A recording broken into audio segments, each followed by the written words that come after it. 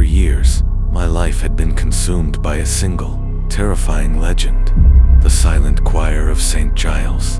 Ancient, fragmented texts spoke of a ritual performed every 33 years in a derelict coastal chapel. Its purpose: to awaken a slumbering, oceanic god from its abyssal throne. Tonight was the night of the final convergence, and I was the only one who could stop it. The chapel stood like a broken tooth against a bruised, twilight sky.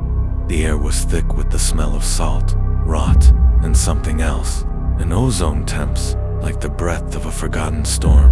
Inside, dust danced in the moonlight that sliced through the shattered rose window. There were no cultists, no robed figures, only silence. In the center of the chancel, upon a crude stone altar, rested a large, uncut crystal. It pulsed with a soft internal light, emitting a low resonant hum that was more felt than heard. This was the heart of the ritual, the beacon. My research had also spoken of a countermeasure, a failsafe left by a forgotten order that had once fought these terrors: the dissonant chime. I had spent a decade and a fortune recreating it from scattered diagrams, a small, intricate bell forged from silver and meteoric iron. Its purpose was to emit a single, perfect frequency that would shatter the ritual's connection to the deep, to silence the choir before its final verse. As I approached the altar, the crystal's hum grew in intensity. The pulsing light quickened, matching the frantic beat of my own heart. The air grew heavy, charged with a terrifying, static energy. The final phase was beginning. I clutched the dissonant chime in my hand. My knuckles were white. This was the moment, the culmination of my life's work. I would not let humanity fall to the shadows of the deep. I would be its savior. As the crystal's hum escalated into a mind-shaking drone, I raised the chime high. I struck its edge with a small, obsidian mallet. The sound was not loud, but piercingly pure. A single, crystalline note of absolute sonic clarity.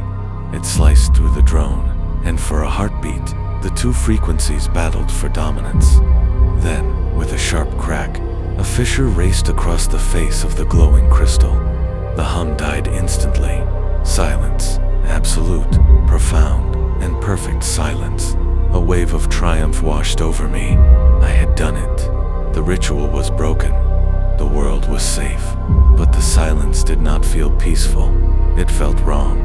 It was the silence of a held breath, the silence of the predator before it strikes. Then, the intricate runes carved into the chapel floor, which I had thought were dormant, began to glow, not with the gentle light of the crystal, but with a deep, blood-red radiance. My blood ran cold. I stared at the carvings, and in the crimson light, the ancient symbols seemed to shift, to clarify. I had spent my life translating them, but I had been wrong. The ambiguous verb I had translated as to summon or to awaken. I saw its other meaning now, a meaning I had dismissed as paradoxical. It also meant to contain. The word for choir did not mean a group of singers. It meant the resonance, the warding, the hum from the crystal. It wasn't a call. It was a lullaby, a cosmic cage of sound, built to keep something of unimaginable power asleep. The dissonant chime wasn't a weapon to save the world. It was the key to condemn it. The stone floor beneath my feet began to tremble, a slow, rhythmic tremor that felt like the planet's own heartbeat, or the heartbeat of something far, far larger. The crimson runes burned a final, horrifying truth into my mind, an image of a single, continent-sized eye, opening slowly in the crushing darkness beneath the world. I didn't stop a summoning. I silenced the guards. The altar before me split in two with a deafening